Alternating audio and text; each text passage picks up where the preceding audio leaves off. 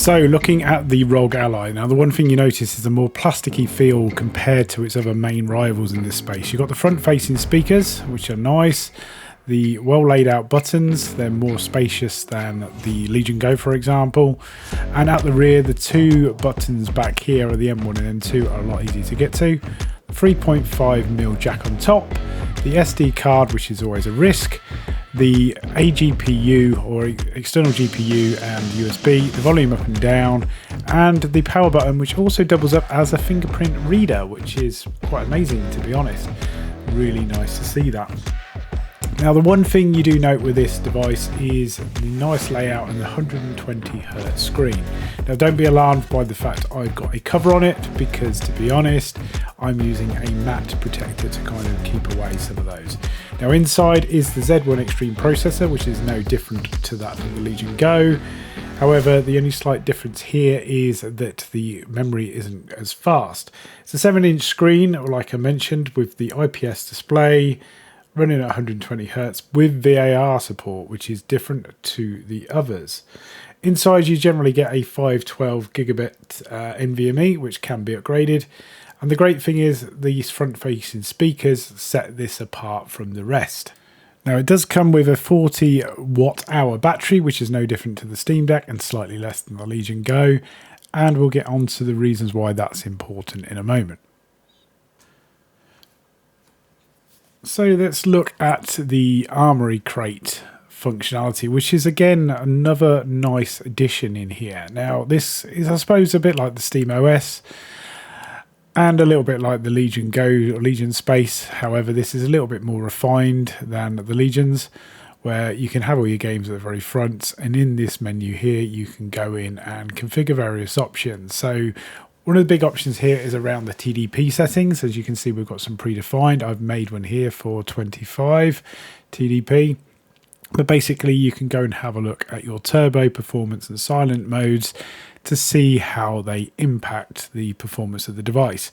Now, I will say, if you're trying to play AAA titles, you're probably looking at putting it in turbo mode and having it plugged in the whole time, because what will generally happen is it will run down that battery very quickly.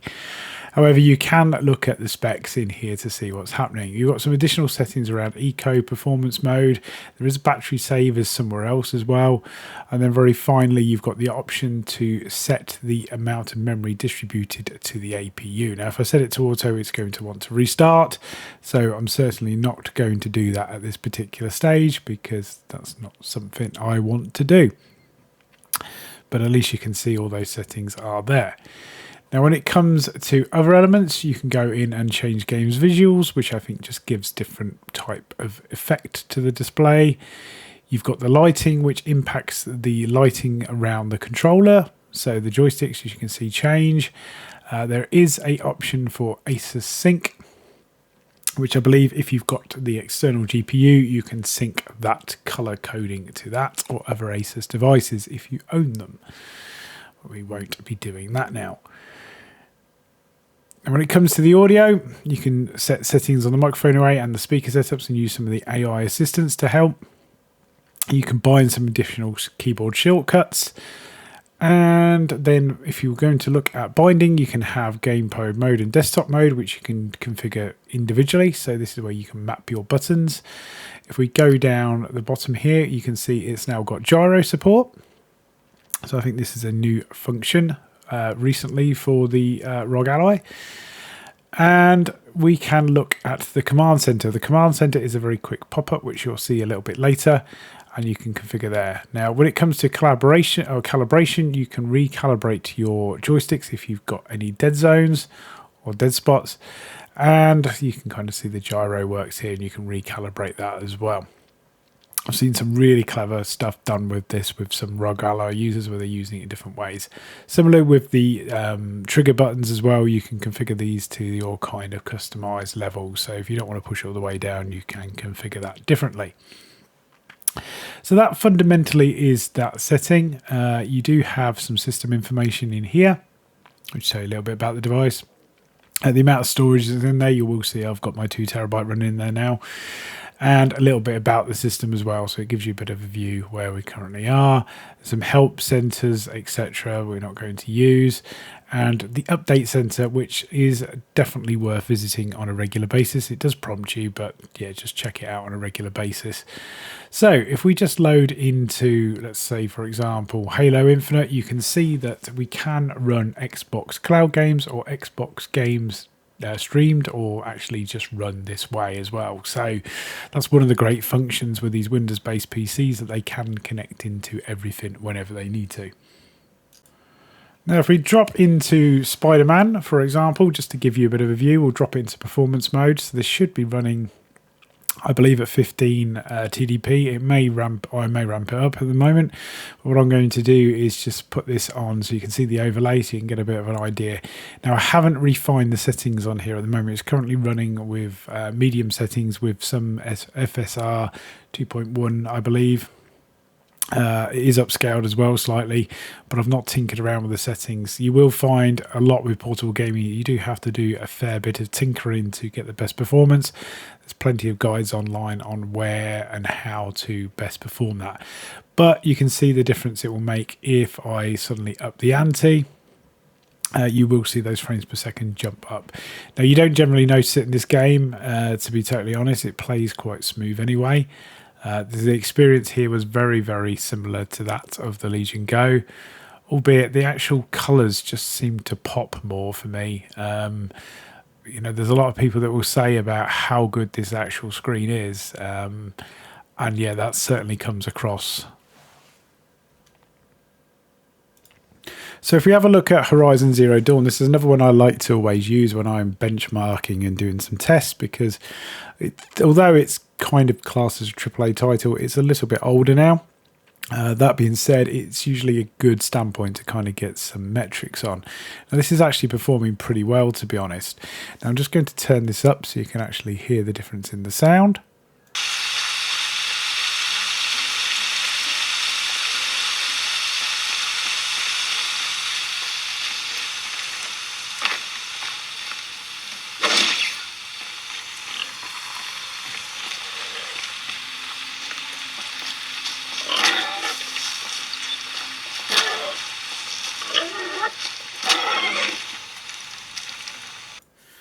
Now, another trick that this has up its sleeve, which has only just been announced, is the fact that ROG Ally owners in the future will certainly get an update to the AMD FMF, which is Fluid Motion Frames technology. Now, the great part of that is it's going to use something similar to the way that NVIDIA's DLSS3 works. But the idea is it will be able to generate additional frames as part of that exercise for us, so the actual response times will seem a lot, and the refresh rates will obviously improve massively. Now, the great thing is, like all of these Windows or even the Steam Decks, to be honest, you can do remote play with the PlayStation 5. So here I am playing the latest version of Final Fantasy VII Rebirth. And the good thing is, if you don't use the official PlayStation Remote Play using Chiaki, you actually get full gamepad support, which this absolutely plays seamlessly and flawlessly. So a really nice experience. So this is kind of what differentiates the proper portable PCs or gaming consoles, whatever you want to call them, from those of like the PlayStation Portal, for example.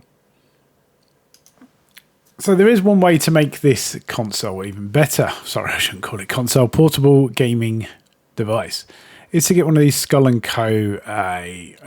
Surrounds. They are absolutely fantastic, very rubberized. It just gives that feel a little bit more premium. So this kind of brings it in line with the Steam Deck type feel. They're about £16 roughly, based in the UK. I'll stick the links in the description, but really, really nice device.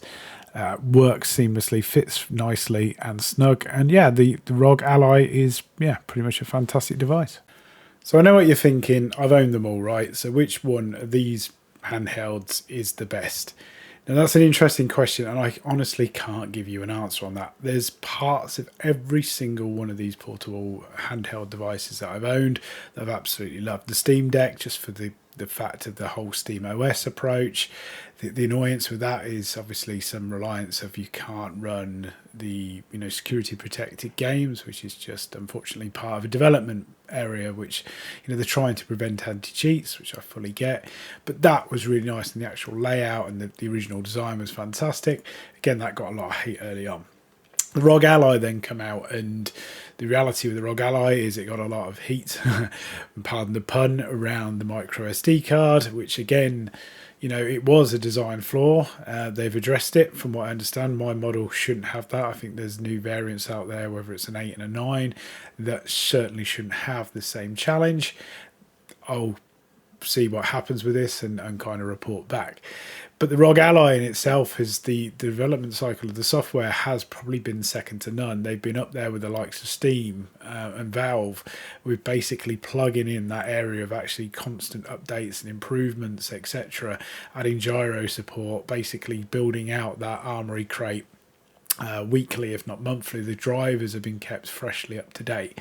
And then obviously we've got the Legion Go. Now the Legion Go obviously has got the real estate, it's got some innovation where you can, well, obviously partly innovation where you've got these detachable controllers that you can use in a FPS mode and give you that kind of mouse feel, and the slightly bigger screen.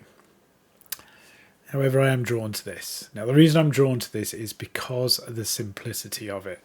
Now, the simplicity of it is because of the fact of it is generation 1, right? So whatever's happened in generation 1, with the good, the bad, the ugly, what we will see in generation 2 is the kind of combination of all of these parties. And I shouldn't just mention all these three, because obviously MS claws out the 10 people that may have bought that device. Again, that's a joke, but the reality is that even will have an impact on this industry and make improvements, because there'll be some stuff in that's done that can be used in future incarnations of these portable gaming devices. But why I like the ROG Ally so much is because obviously being a Windows user, having the simplicity of being able to go and just grab elements. Now, you may think me as a home labber saying I'm a Windows user. It's because I use it day in, day out for work. It's something that's, I'm familiar with, I'm used to. Although there's some settings changing around and various other bits as a PC gamer, I'm used to doing that to gain the best performance out of it, the best frames per second. Doing it in a Windows environment is a lot easier. Having to manage, Proton DB and various other stuff like that is a bit of a pain, albeit though it's no different if you're a PC gamer. I think what people need to realise is these devices, that is their market. It is a PC gamer. It hasn't quite got to that kind of fully consumer-led level yet, where it works like like your PlayStation Portal would work, or those other devices. You need to have that know-how or the ability to go and actually look online to find the way to configure these devices correctly. And I think if people understand that, then you can't go wrong. But if you are going to buy one in this generation, and I know I'm saying this bravely now because obviously generation 2 is probably not far far away now, but yeah, this one, just because the screen is absolutely beautiful. Obviously it's not going to be as good as the Steam Deck OLED, but I think if you're looking for an all-rounder, the Asus ROG Ally fits the bill. Just make sure you only buy the Z1 Extreme, don't buy the cheap one, because you're not going to get the same level of performance from that as you are this. The only downside of this again is the battery life, but hopefully as software improves, as refinements improve, we're going to see improvements across the board on those areas. So anyway, this has been my review of the Asus ROG Ally. Again, if you like what you've seen, please hit the like and subscribe, and as always, I'll see you next time.